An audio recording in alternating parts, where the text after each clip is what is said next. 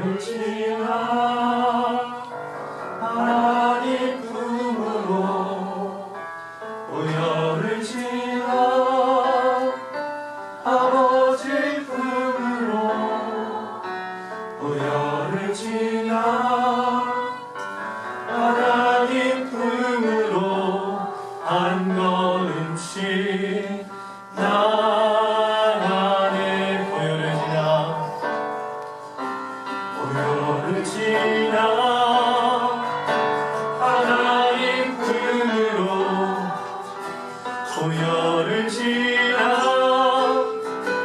아버지 품으로 보혈을 지나 하나님 품으로 한 걸음씩 나가네. 존귀한 주 보혈이 내 영을 새롭게 하시네. 존귀한 주 보혈이 내 영을 새롭게 하네. 보혈을 지나 하나님 품으로 보혈을 지나 아버지 품으로 보혈을 지나 하나님 품으로 한 걸음씩 나가네. 존귀한 주 보혈이 내 영을 새롭게 하시네. 존귀한 주 보혈이 내 영을 새롭게 하시네. 존귀한 주 보혈이 내 영을 새롭게 하시네. 존귀한 주 보혈이 내 영을 새롭게 하네.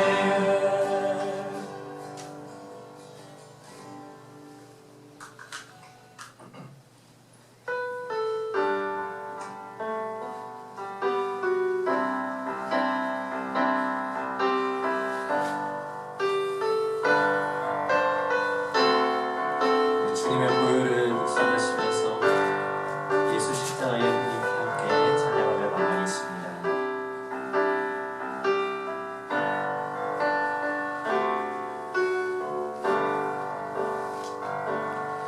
예수 십자가의 흘린 피로써 그대는 씻기어 있는가. 더러운 죄 내게 하는 능력을 그대는 참으지 않은가. 주 예수와 밤낮으로 늘 함께 그대는 행동을 하는가. 아무 때나 어디서나 그대는 십자가 붙들고 있는가. 예수의 보혈로 그대는 씻기어 있는가. 마음속에 여러 가지 죄악이 깨끗이 씻기어 있는가. 예수 십자가에 십자가에 나의 흘리기로써 그대를 씻기어 있는가. 더러운 내게 하는 능력을 그대는 참지 않은가. 주 예수와 밤낮으로 늘 함께 그대의 행동을 아는가.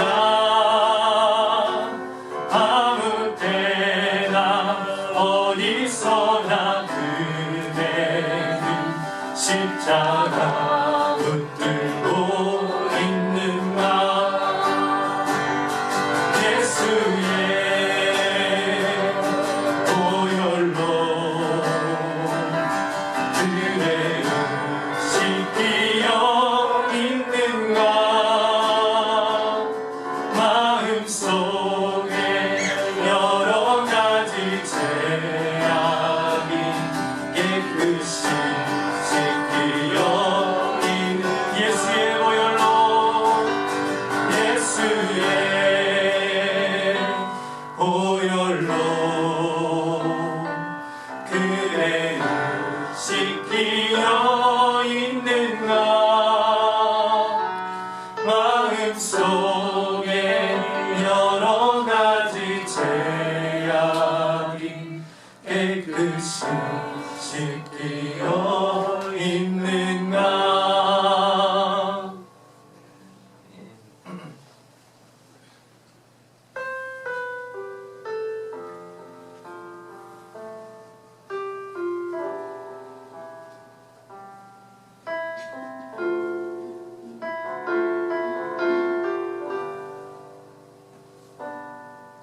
한 사람이면 주문했던 주님,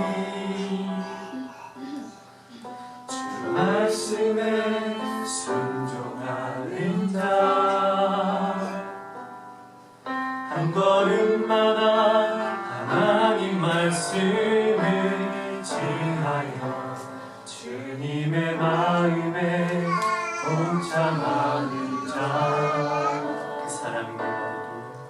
그 사람이 내가 되길 원해.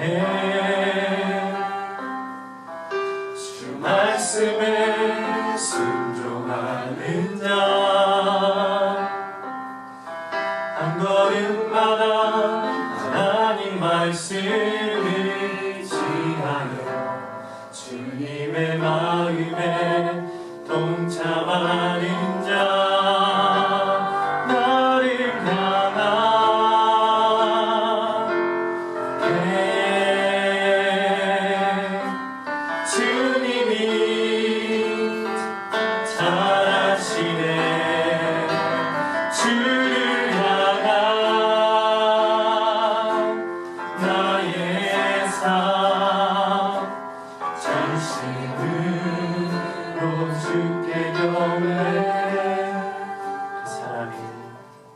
그 사람이 내가 되길 원해.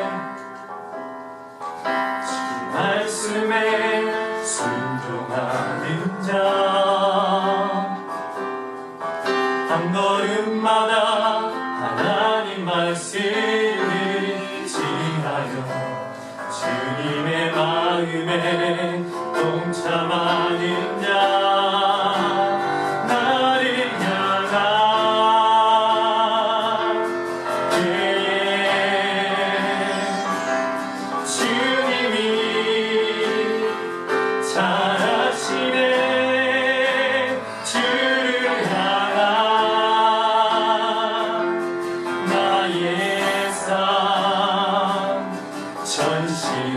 전심으로 주께 경배. 주님의 뜻 선하시며 언제나 함께하시네.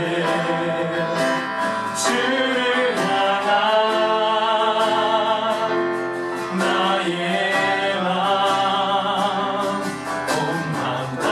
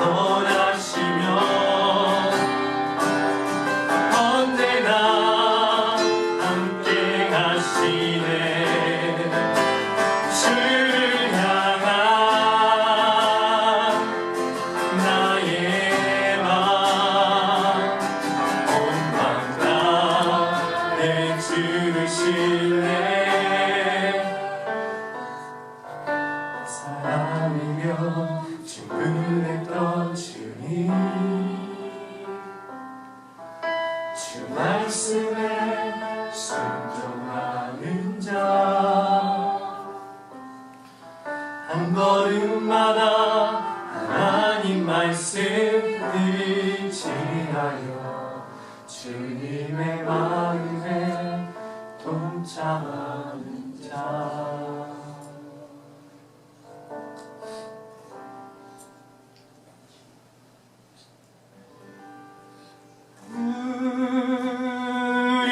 우리의 심령 주의 것이니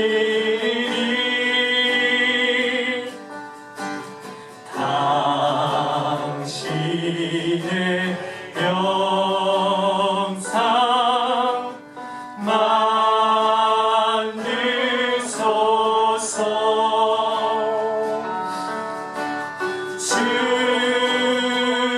주인도 따라 살아갈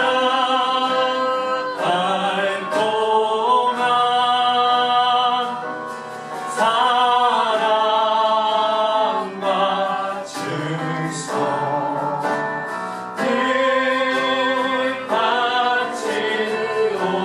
바치오리라 십자가를 질 수 있나 주가 오실 때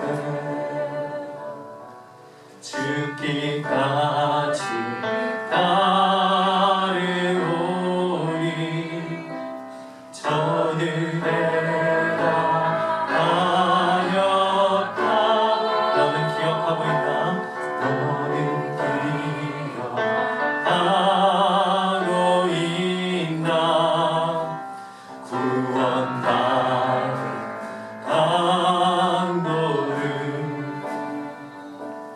저가에게 하였을 때 나 건너라 안았다 우리의 심령 주의 것이니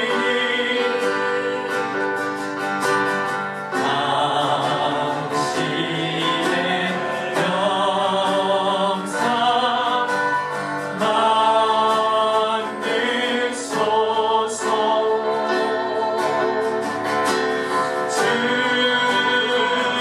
주인도 따라 살아갈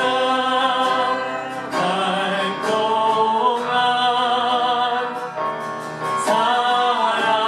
사랑과 충성을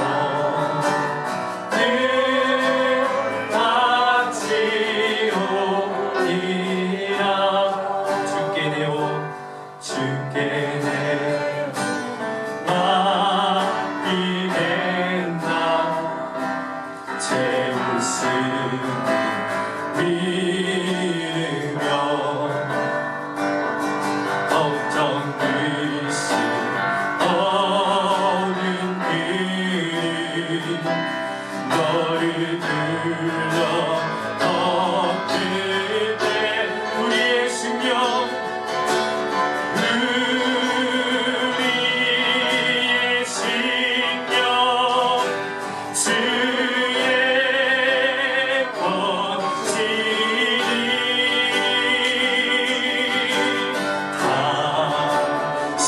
당신의 영상 만드소서 주인도 따라 주인도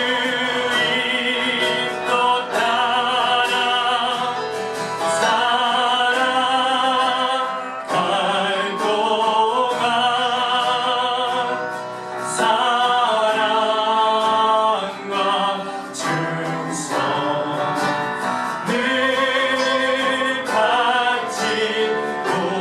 바치오리라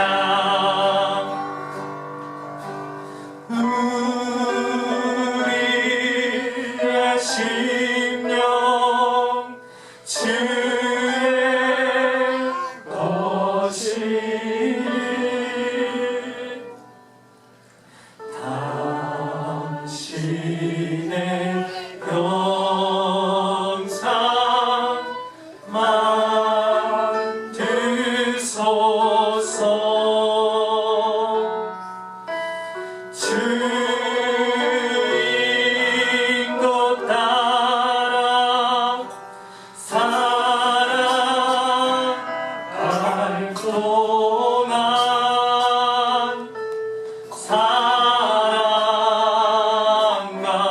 주소 늘 같이 오리라.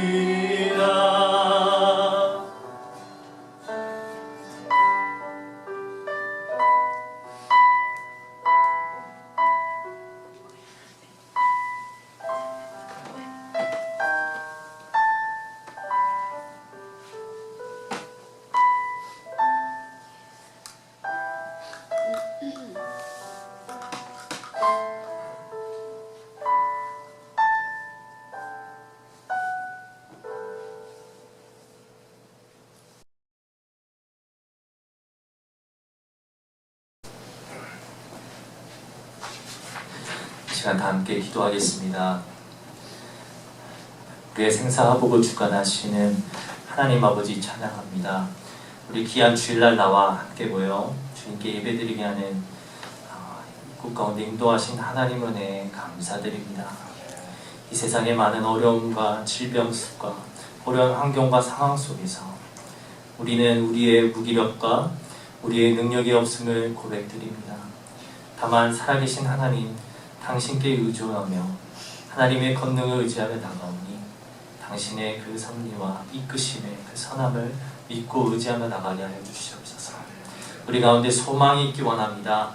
주님을 향한 하늘에 대한 소망이 있게 하시고 하나님의 뜻을 우리의 마음에 품게 하시고 우리의 마음이 예수 그리스도의 마음이 되게 하여 주시옵소서. 우리의 아집과 우리의 교만과 모든 하나님을 없인 여기는 것들의 마음들을 우리가 없애주시고 오로지 성령의 충만함으로 겸손한 마음으로 하나님의 은혜를 받는 귀한 예배의 시간들이 되게 하여 주시옵소서. 성전을 허물어라라는 제목을 가지고 귀한 설교를 하시는 전도경 목사님 가운데 성령의 기름을 부어주시고 귀한 말씀이 우리의 마음 가운데 뿌려질 텐데 이 말씀을 흘려듣지 않고 옥토와 같은 마음이 되게 하시어 정말로 이 말씀의 열매를 맺는 저희들이 되게 하여 주시옵소서. 이제 예배 시작이 오니 마칠 때까지 하나님께서 함께 하시고 인도하여 주시옵소서. 감사드리며 예수 그리스도의 이름으로 기도드립니다. 아멘. 하늘에 계신 우리 아버지여, 이름이 거룩히 여김을 받으시오며 나라가 임하시오며 뜻이 하늘에서 이루어진 것 같이 땅에서도 이루어지리다. 오늘 우리에게 일용할 양식을 주시옵고 우리가 우리에게 죄 지은 자를 사하여 준 것 같이 우리 죄를 사하여 주시옵고 우리를 시험에 들게 하지 마시옵고 다만 악에서 구하시옵소서. 나라와 권세와 영광이 아버지께 영원히 있사옵나이다. 아멘.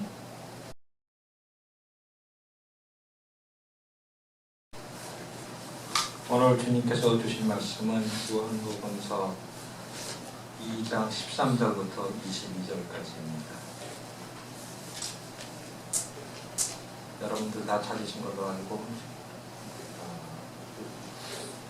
말씀을 읽겠습니다. 유대 사람의 유월절이 가까워져서 예수께서 예루살렘으로 올라가셨다. 그는 성전뜰에서 소와 양과 비둘기를 파는 사람들과 돈 받고 주는 사람들에 앉아있는 것을 보시고 노끈으로 채찍을 만들어 양과 소와 함께 그들을 모두 성전에서 내쫓으시고 돈 받고 주는 사람들의 돈을 쏟아버리시고 상을 둘러보셨다. 비둘기 파는 사람들에게는 이것을 걷어치워라, 내 아버지의 집을 정사하는 집으로 만들지 말아라 하고 말씀하셨다. 제자들은 주님의 집을 생각하는 열정이 나를 삼킬 것이다 하고 기록한 성경 말씀을 기억하였다. 유대 사람들이 예수님께 물었다. 당신이 이런 일을 하다니 무슨 표징을 우리에게 보여주겠소? 예수께서 그들에게 말씀하셨다. 이 성전을 허물어라. 그러면 내가 사흘 만에 다시 세우겠다. 그러자 유대 사람들이 말하였다. 이 성전을 짓는데 46해나 걸렸는데 이것을 사흘 만에 세우겠다고요? 그러나 예수께서 성전이라고 하신 것은 자기 몸을 두고 하신 말씀이었다. 제자들은 예수께서 죽은 사람들 가운데서 살아나신 뒤에야 그가 말씀하신 것을 기억하고서 성경 말씀과 예수께서 하신 말씀을 믿게 된다.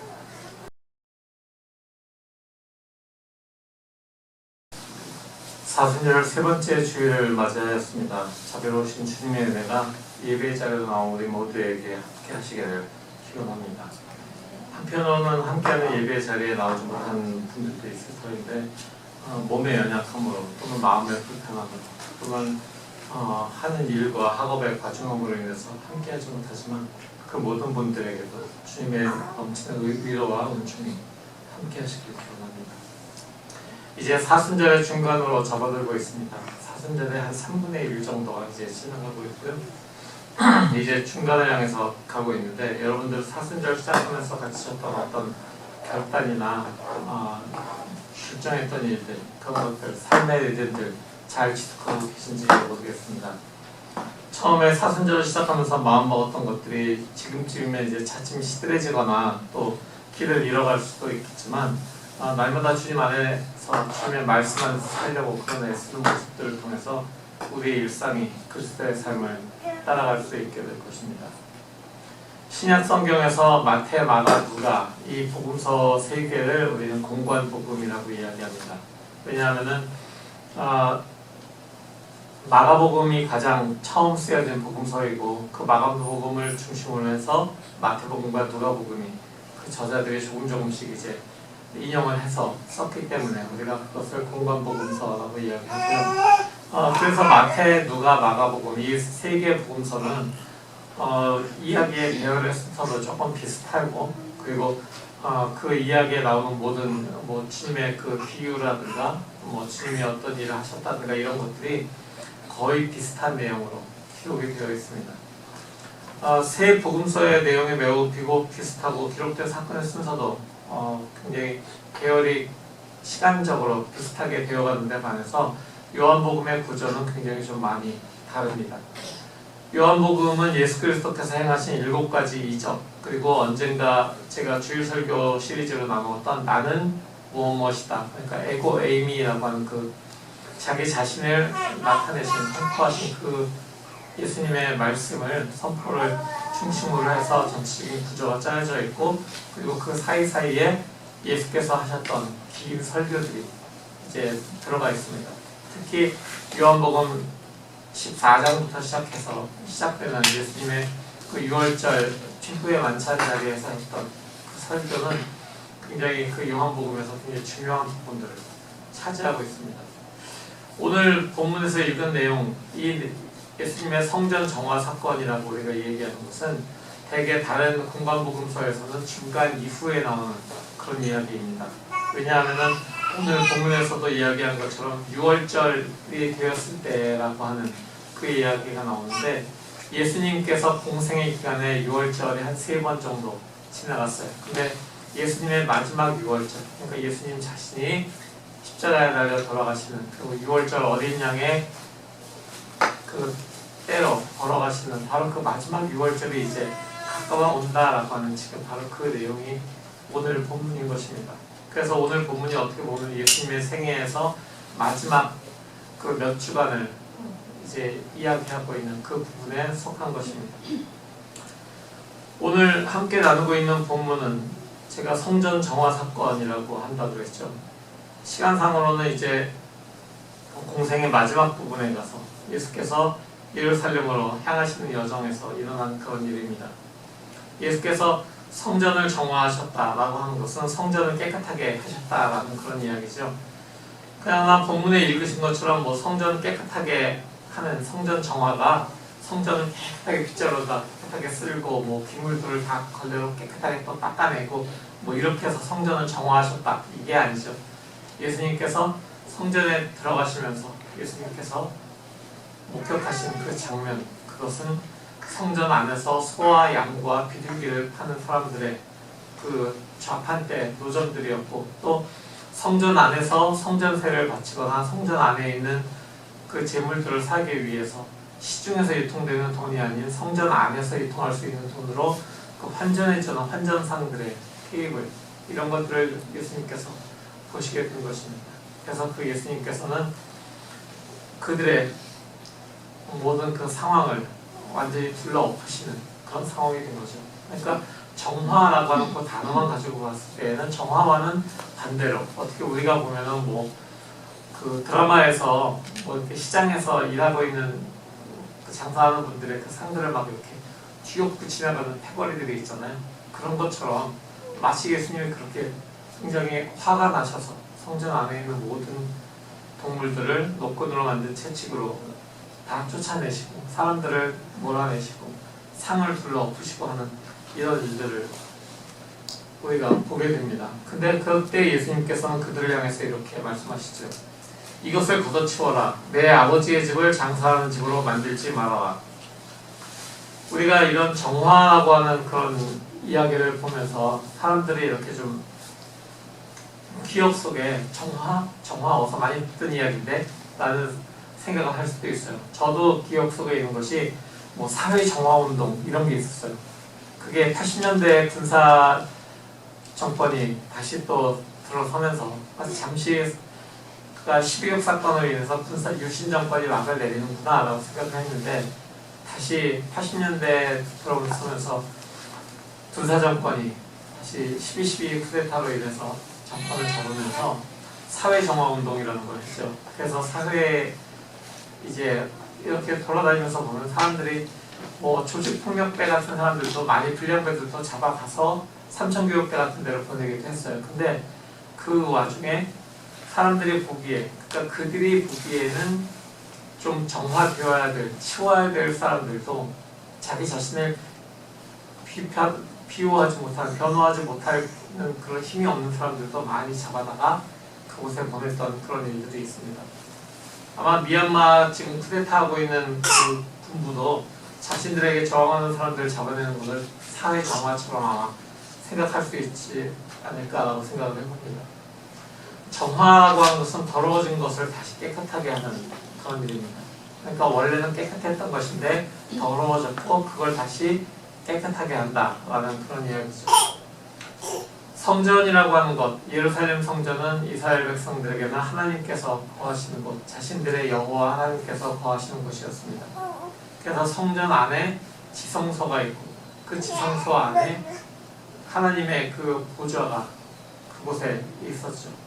그래서 굉장히 거룩한 곳이었던 그 장소가 바로 성전이었습니다. 그런데 그 하나님의 성전이 본래의 거룩함을 잃어버리고 타락의 장소가 되어버린 것입니다. 어찌 보면은 성전에서 필요한 거 사고 팔고 하는 게 왜 타락인지 이해가 안 될 수도 있습니다. 왜냐하면 한국의 큰 교회가 보면은 교회 안에 서점도 있고 카페도 있고 뭐 이렇거든요. 근데 당시 예루살렘 성전의 상황은 지금 우리가 큰 교회들에서 이렇게 보는 거하고는 굉장히 좀 다른 그런 상황이었습니다. 사실 구약에 기록된 제사법을 보면 하나님께 제사를 드리기 위해서 제물로 사람들이 소나 양이나 비둘기 또는 곡물을 바치게 되어 있었습니다. 소와 양과 비둘기의 차이가 무엇이 있을까요? 소는 굉장히 좀 비싼 동물이잖아요. 양은 소보다는 조금 저렴하지만 그래도 어느 정도 값어치가 나가고, 비둘기는 뭐 이렇게 흔히 볼 수 있는, 서울 같은 경우에는 굉장히 흔히 볼 수 있는 새가 비둘기잖아요. 그래서 그 당시에도 아마 그랬던 것 같습니다. 비둘기는 굉장히 값이 싼 그런 짐승이었지만 그것을 하나님께 제물로 바치는 그런 경우도 우리가 이 제사법을 통해서 볼 수 있는데, 어떤 사람은 돈이 많으니까 자기가 하나님께 자기의 그 정성을 바치기 위해서 소를 바칠 수도 있지만, 어떤 사람은 돈이 좀 없고 가난하니까 비둘기를 바칠 수도 있는 것이었습니다.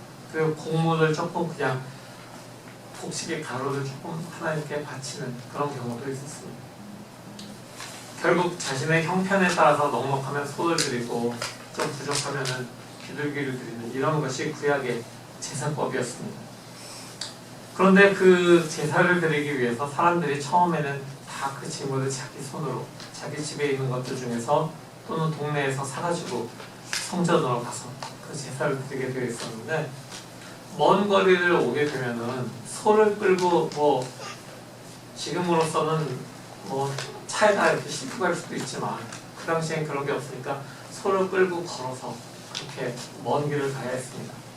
그 먼 길을 가다 보면은 소도 지치게 되고, 사실 제물이라는 것이 흠이 없는 그 아주 깨끗한 그런 상태로 바쳐야 되는데, 먼 길을 같이 이렇게 동물을 데려가서 보면은 동물들도 지쳐서 어디 다칠 수도 있고 흠이 생기잖아요.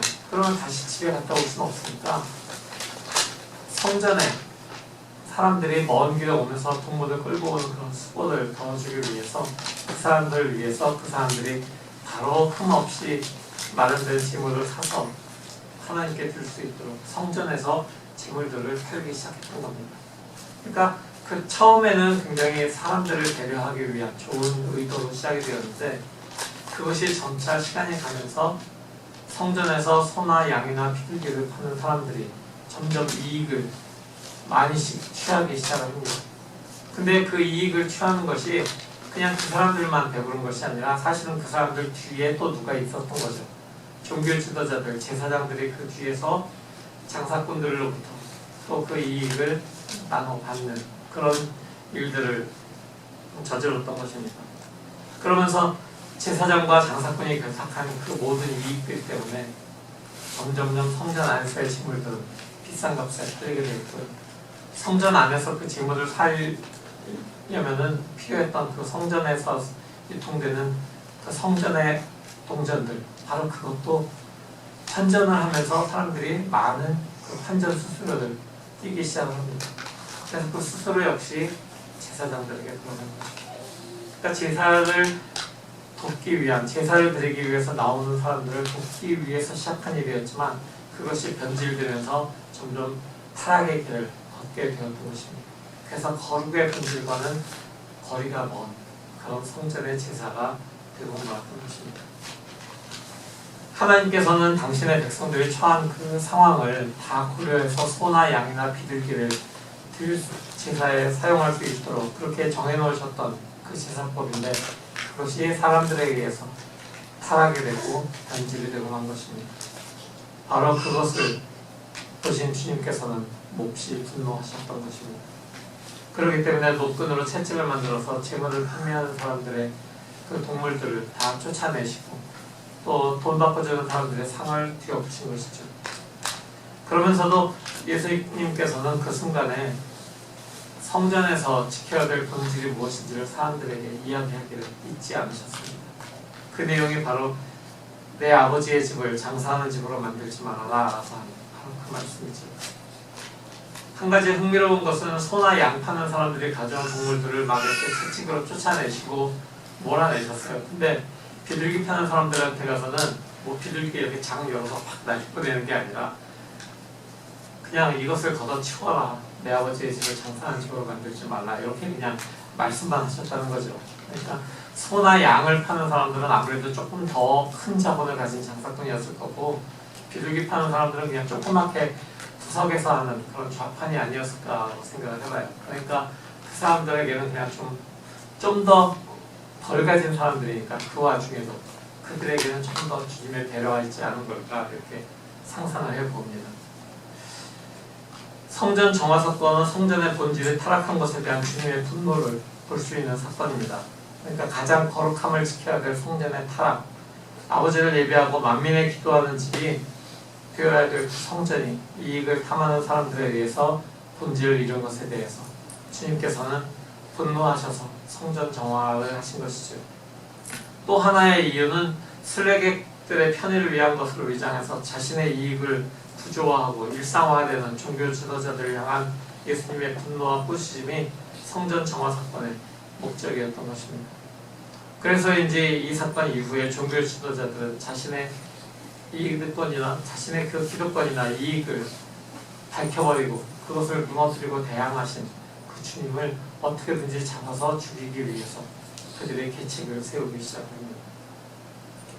그런데 이렇게 성전 정화 사건이 일어난 이후에 유대 사람들은 예수님께 질문을 던집니다. 꼭 성전을 그렇게 난장판으로 만들어야 되느냐라고 하는 그런 마음을 담아서 예수님께 질문을 합니다. 당신이 이런 일을 하다니 무슨 표징을 우리에게 보여주겠어? 이렇게 질문을 합니다. 예수님께서 그들에게 말씀하시죠. 이 성전을 허물어라. 그러면 내가 사흘 안에 다시 세우겠다.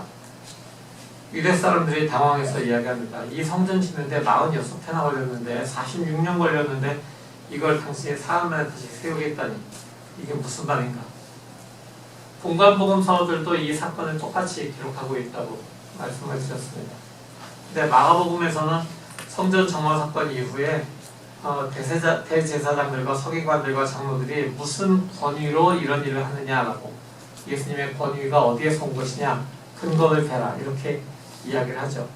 누가 이런 일을 할 권위를 주었느냐라고 묻는 거죠. 요한복음의 유대인들이나 마가복음에 있는 이 종교 지도자들이나 모두 예수님께 자신의 행위에 대한 근거를 대라고 요구했다는 그 점에서 굉장히 똑같은 그런 상황을 보여주고 있습니다. 유대인들의 눈에는 확실하게 보이는 증거, 표적, 근거가 필요했던 것입니다. 물론 그들이 생각하는 표적은 기적적인 사건들, 어떤 인간의 힘과는 굉장히 차이가 나는 어떤 초자연적인 사건들을 그들이 요구했던 것입니다. 유대인들은 하나님의 구원 사건에는 반드시 이런 표적 또는 기적이 일어난다고 생각을 했습니다. 사실 유대 사람들의 역사, 이스라엘의 역사를 보면은 많은 하나님의 그 구원 사건과 연관된 기적들이 있었죠. 호렙산에 불타는 가심떨기나무 앞에서 하나님의 명령을 받은 모세도 하나님께 나를 불러서 그렇게 보내시는 것에 대해서, 그리고 당신이 하나님이라는 것에 대해서 증거를 보여주십시오, 이렇게 이야기를 합니다. 그래서 지팡이를 던졌다가 뱀이 되고 손을 가슴에다 넣었다 빼니까 나병이 생겼다가 다시 넣었다 빼니까 깨끗해지는 뭐 이런 기적들을 하나님께서 보여주시죠. 그리고 이 모세가 사람들에게 가서, 히브리인들에게 가서 하나님께서 우리에게 떠나라고 말씀하셨다라고 할 때에도 그들이 믿지 못했는데, 그들이 계속해서 일어나는 이집트에 내는 10가지 재앙들을 보면서 그들이 정말 하나님께서 우리를 이제 이집트에서 떠나라고 말씀하셨구나, 그게 맞네 라고 그들이 이제 생각을 하게 되죠. 그들이 광야길을 가면서 이런 많은 기적을 체험합니다. 우선 홍해가 갈라지는 그런 기적을 그들이 눈앞에서 보고요. 그 다음에 광야에서 만나와 메추라기로 그들을 먹이신, 또 반석에서 불을 내신 하나님들, 또 그 하나님뿐만이 아니라 그 능력으로 여리고성이라든가 가나안 땅을 점거하면서 일어났던 많은 그런 승리들, 이런 것들을 그들이 경험하게 되면서 그들은 하나님의 구원, 그러면은 이퀄 표적, 뭐 이렇게 생각을 하게 된 것일지도 모릅니다. 우리도 오늘날 이런 기적과 표적 보기를 구하고 있지는 않을까요? 예수 믿으면 모든 것이 잘 되는 그런 기적을 보여주십시오 라고 우리가 기도하지는 않습니까?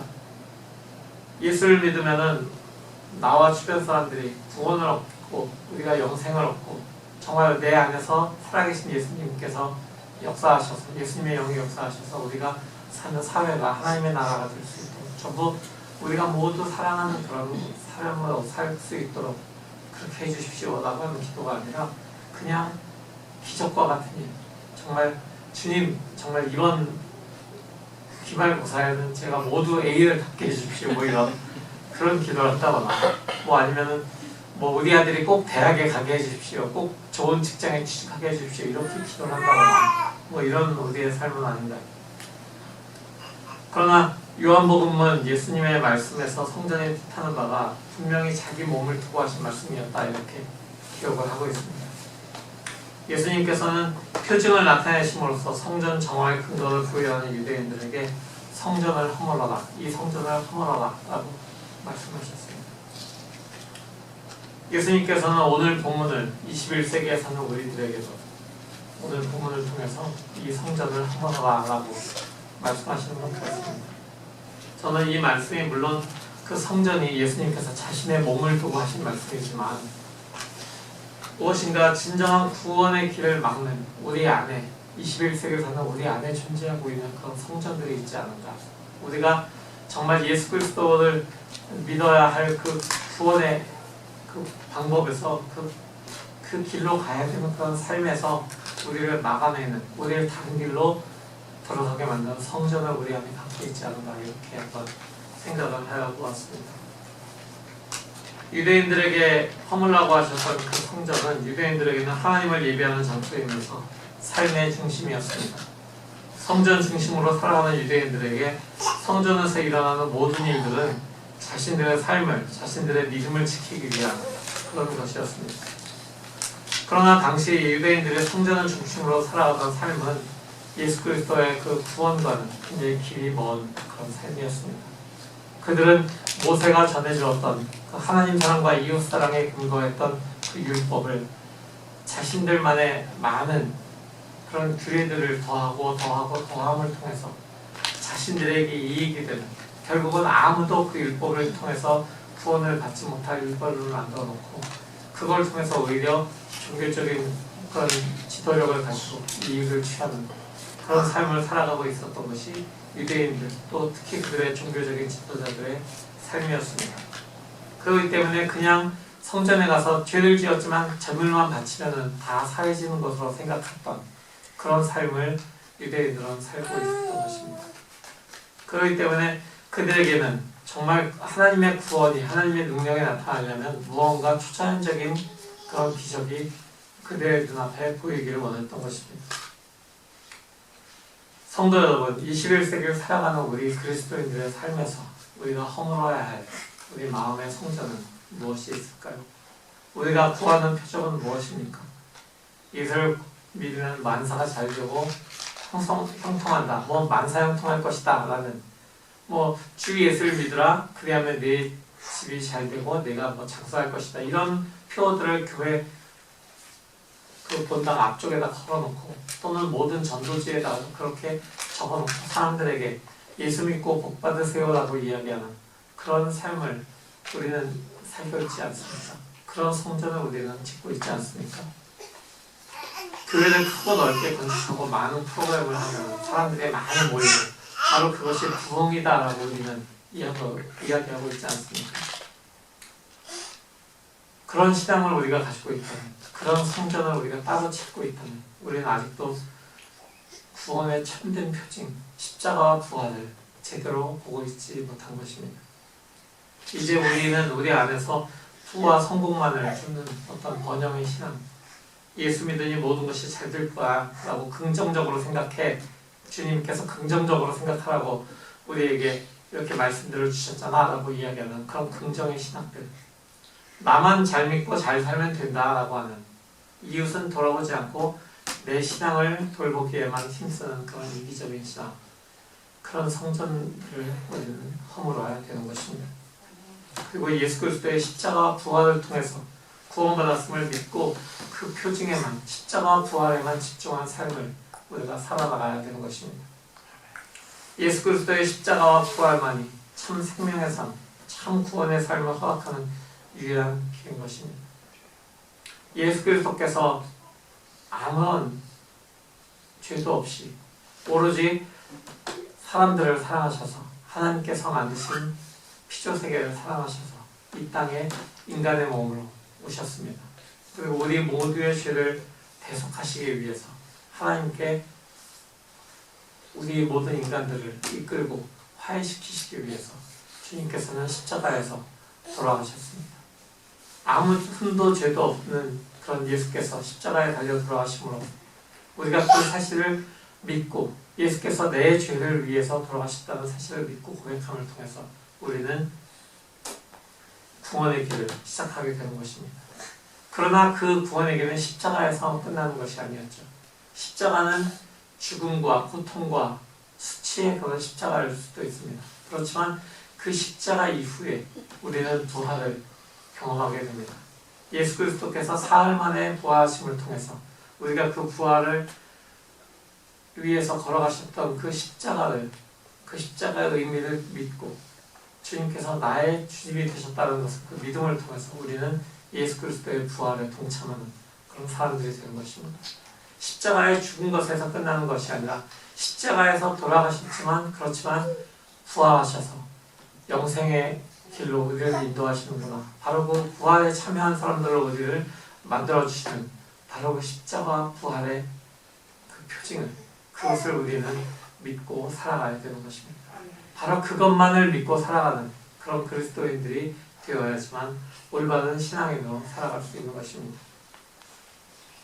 하나님의 뜻은 신령과 진정으로 주님을 예배하는 사람들에게 공평히 내리시는 그 은혜를 통해서 나타나고, 진정한 그리스도인들은 예수 그리스도의 십자가와 부활을 통해서 얻은 생명을 지키고 또 그것을 나누는 사람들입니다. 사순절 셋째 주일을 지금 지나가고 있습니다. 예수 그리스도의 십자가 여정, 그리고 그 뒤에 있는 부활까지를 우리는 바라볼 수 있습니다. 하나님의 말씀을 통해서 우리는 그 십자가 부활의 의미를 깨닫고 그것을 나의 구원의 표징으로 받아들이고 있습니다. 이제 우리는 사순절 셋째 주일을 지나가면서 우리 안에서 참 구원의 길을 막고 있는 그런 이상한 신앙을 가지고 살게 만드는 그런 성전들을 주님의 말씀대로 허물고 그리고 참 구원의 길인 십자가 부활을 향해서 나아가야 됩니다. 오로지 주님의 말씀에 기초를 둔 그 십자가 부활의 의미를 참 생명의 길을 주님께서 걸어가신 그 길을 따라서 우리는 계속해서 멈추지 않고 걸어가야 됩니다.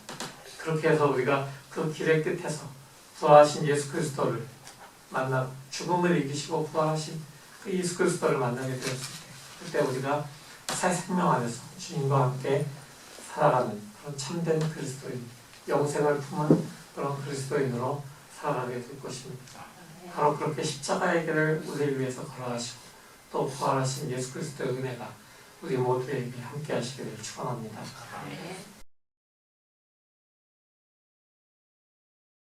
오늘 이 말씀을 가지고 같이 기도하기를 원합니다. 주님, 우리 안에 있는 그런 헛된 성전들을 허물기를 원합니다. 주님께서 말씀하신 것처럼 주님께서 가셨던 그 십자가와 부활의 길만을 우리가 바라보면서 그 표징만을 붙들고 살아가길 원합니다. 이 사순절 기간에 우리에게 십자가와 부활의 의미를 다시 한번 굳게 붙잡고 그 길을 걸어가는 우리가 되길 원합니다. 이렇게 기도하겠습니다. 다 같이 기도하시겠습니다.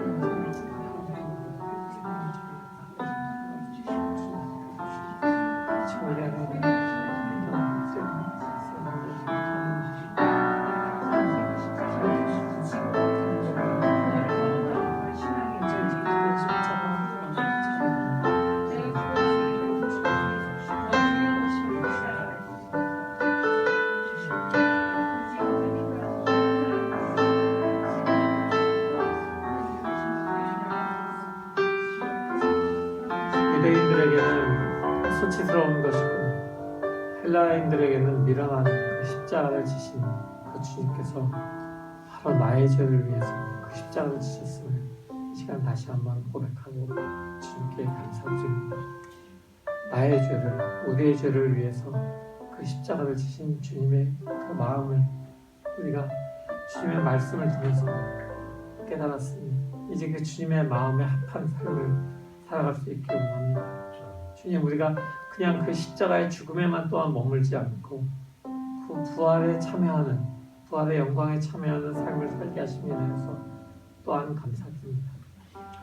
그리스도께서 죽으셨지만 그 십자가에서 죽음을 이기시고 다시 부활하신 그 부활의 기쁨을 우리가 바라보면서 이 사순절 기간을 지나가기를 원합니다.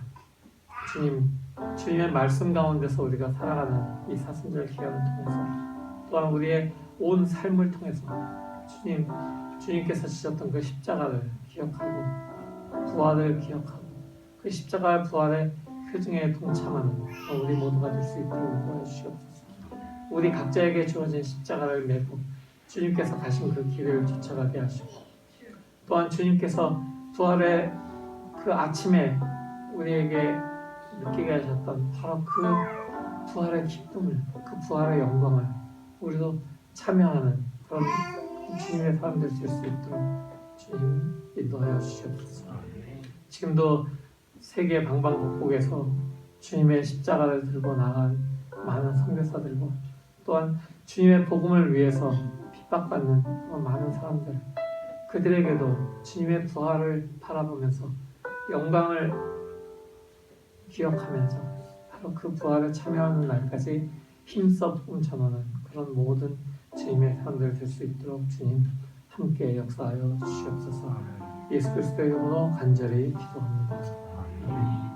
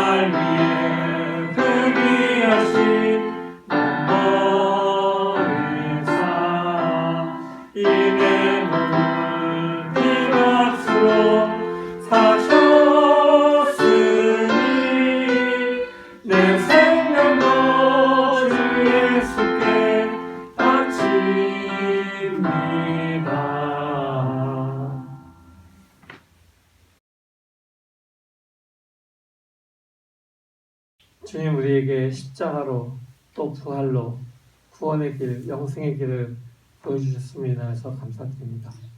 이제 우리에게 부활의 그 기쁨에 참여한 성도로 살아갈 수 있는 귀한 물질도 허락하셔서 이 세상에서 주님의 십자가와 부활을 전하는 삶을 불편함 없이 살아갈 수 있도록 주님께서 역사하셨음을, 공급하셨음을 감사드리며 주님께 그 작은 물질의 일부를 다시 돌려드립니다. 주님이 물질들이 쓰여지는 곳마다 주님의 십자가와 주님의 부활이 전해지는 귀한 역사가 일어나도록 주님 함께하여 주시옵소서. 예수 그리스도의 이름으로 감사하며 기도드립니다. 아멘. 이제 다 같이 일어나서 평화의 인사 나누시겠습니다.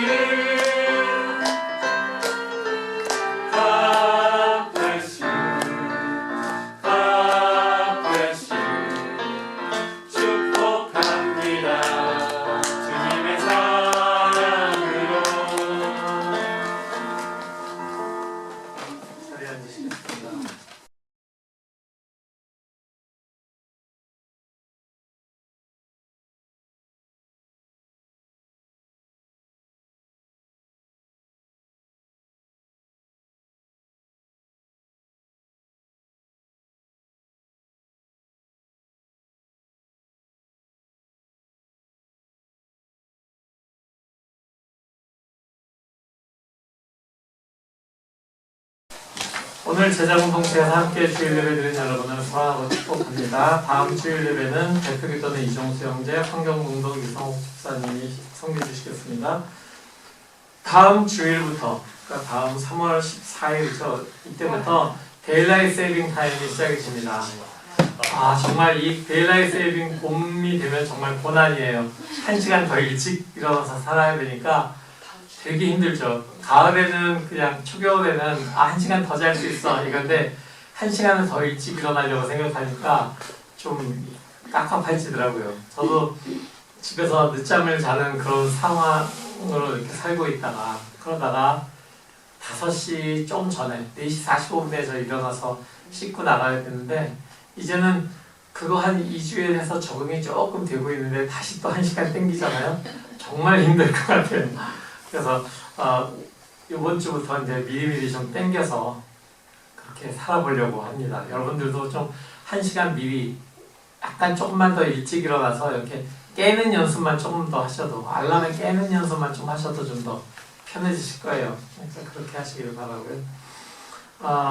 교인들 소식은 소피김 성도님 영육의 건강을 위해서 기도해 주시고 모목정 원사님께서는 수술 잘 마치시고 퇴원하셔서 지금 회복 중이신데 어저께 통화하는데 목소리가 평소 그 교회에서 나누시는 그 목소리 정도까지 이렇게 톤이 올라가셨더라고요. 그래서 아이고 다행입니다. 그랬고요. 모목정 원사님 어머니도 지금 워커를 짚고 이렇게 조심조심 걸어 다니신대요. 그런데 좀 어쨌든 이제 두 분이 다 몸이 좀 약한 상태니까 계속해서 기도해 주시기 바라고요. 김만나 사모님과 이한이를 위해서 또 우리 모든 교우들을 위해서 계속해서 기도해 주시고요. 서선영 선교사님께서 브라질 선교를 마치고 지난주에 돌아오셨어요. 그래서 열흘 자가격리 하시고 이제 혹시 기회가 되면은 다음 주일이 딱 그날인데 열흘째인데 그날 오실지 뭐 또는 그 다음 주쯤에 한번 오실지 모르겠어요. 한번 어쨌든 교회 다시 오셔서 우리 한번 기쁘게 만나고 선교 소식도 듣고 하는 그런 시간 가지길 원합니다. 선교지의 상황이 어려운 가운데서도 계속 복음 전파에 힘쓰시는 선교사님들과 선교지를 위해서 계속 기도해 주십시오. 윤석태 유상현 선교사님의 인도 첸나이, 그 다음에 미얀마 양고원에 계시는 우리 이산열 김현종 선교사님, 이제 뭐 계엄령을 내릴 거라는 이야기가 있는데, 그래서 대한민국 정부에서는 지금 전세기 띄워서 양고원 공항이 거의 제 정상 기능을 못한대요. 그래서 상황이 되면은 교민 철수를 아마 정부에서 할 것 같은데 그때 아마 좀 기회가 되면은 나오실 수 있을지 모르겠어요. 계속해서 그 안전을 위해서 기도해 주시기 바라고요. 서성영 선교사님께서 브라질에 뿌리고 오신 그 복음의 씨앗들 잘 자랄 수 있도록 그 아이들이 복음 가운데서 계속해서 그 복음 지키면서 살 수 있도록 기도해 주시기 바랍니다. 작년부와 청년부 모임 온라인으로 모이고 있는 것 기억하시죠? 수요일과 저녁, 금요일 저녁에 우리가 다 같이 하고 있는 줌으로 하는 성경 모임 계속해서 참여해 주시기 바라고요.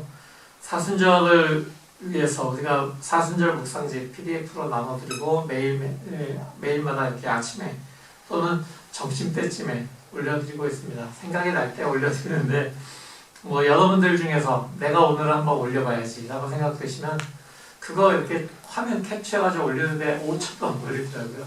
그러니까 그렇게 서로 그렇게 해서 나눠주시고 또 서로 뭐 내가 여기에서 오늘도 이 묵상을 올리면서 같이 묵상 나누고 있습니다 라는 그런 표시를 좀 해주시면은 서로에게 격려가 될 것 같습니다.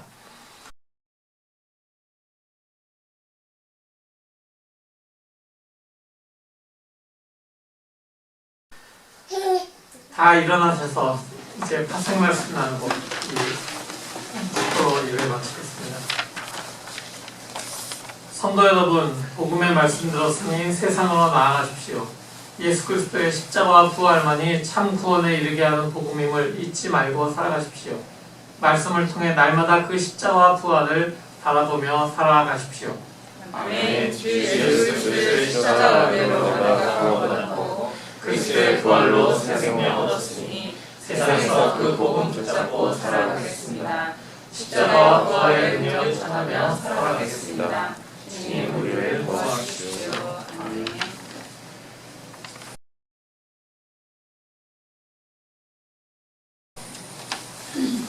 주님, 오늘 주님 전에 나와서 사순절 셋째 주일 예배를 함께 드리는 우리 모두가 주님의 십자가와 주님의 부활의 그 복음을 든든히 붙잡고 살아가길 원합니다. 바로 그 십자가의 부활의 의미를 든든히 붙잡고 바로 그 삶을 살아갈 때, 복음의 삶 살아갈 때 우리 안에 살아계신 주님의 영께서 우리를 도우셔서 우리가 계속해서 주님의 그 영생의 주님의 구원의 복음을 전하는 제자의 삶 살아갈 수 있도록 주님 역사하여 주시옵소서. 이제는 우리 주 예수 그리스도의 무한하신 은혜와 아버지 하나님의 지극하신 사랑과 성령 하나님의 도우심과 역사하심이 이 자리에 머리 숙인 모든 주님의 자녀들 머리와 가정 위에 그들의 학업 위에 영원토록 함께 하시옵기를 간절히 축원하옵나이다. 아멘.